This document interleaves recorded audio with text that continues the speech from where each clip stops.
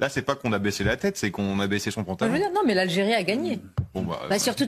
Mais je trouve. Alors, pardonnez-moi. Alors, là, on peut dire qu'ils ont une politique et une diplomatie Très efficace. très efficace. Alors, on parle de riposte graduée, là, c'est la soumission graduée. Sauf que la soumission, elle a commencé très très haut. Lors d'un débat animé sur une chaîne de télévision française, une déclaration choquante a été prononcée par l'un des analystes français lorsqu'il a dit textuellement « Ce n'est pas seulement que nous avons baissé la tête devant l'Algérie, mais nous avons baissé nos pantalons. L'Algérie a gagné.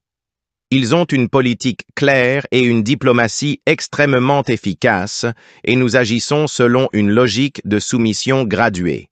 Mais en réalité, cette soumission a commencé à un niveau très élevé, alors quand cela va-t-il s'arrêter? Ces propos diffusés en direct n'étaient pas une simple maladresse ou un moment de colère, mais un aveu clair que les rapports de force se sont inversés et que la France n'est plus la partie qui tient les rênes comme par le passé, mais qu'elle se trouve contrainte de s'adapter à une puissance régionale montante appelée Algérie.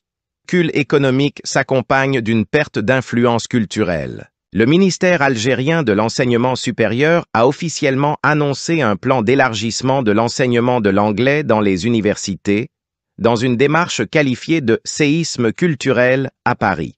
La langue française, longtemps utilisée comme outil de soft power, commence progressivement à perdre sa place au profit de l'anglais et de l'arabe.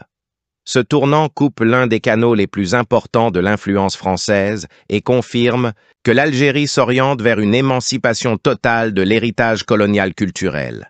La diplomatie algérienne a elle aussi impressionné certains commentateurs français. Dans les débats télévisés, des analystes ont reconnu que l'Algérie ne se contente pas d'une escalade verbale, mais adopte une politique étrangère calme et efficace, tenant compte des rapports de force et utilisant ses cartes avec intelligence. Dans une émission politique française, un commentateur de renom a déclaré « Nous avons en face de nous un pays qui sait gérer ses cartes. L'Algérie n'est plus la partie faible, mais l'État qui impose le rythme des relations.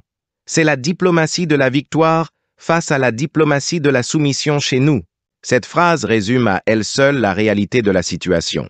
L'Algérie a triomphé non seulement parce qu'elle possède le gaz ou l'armée, mais parce qu'elle a reconstruit une confiance intérieure qui se traduit à l'extérieur par une puissance croissante. Un média français donne l'impression de reconnaître la défaite. Quand l'un d'eux dit à l'antenne que l'Algérie a gagné, il admet en réalité que l'équation a radicalement changé.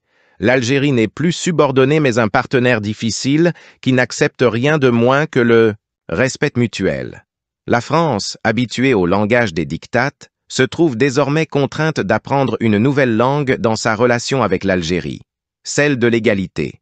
Cette transformation n'est pas le fruit du hasard. C'est le résultat d'une politique à long terme basée sur l'investissement dans l'indépendance économique, le renforcement des capacités militaires, la construction d'un réseau de relations internationales diversifiées et la libération progressive de la dépendance culturelle. L'Algérie est très grande. C'est nous qui sommes petits. Non, c'est à nous de devenir assez grands pour être au niveau de l'Algérie.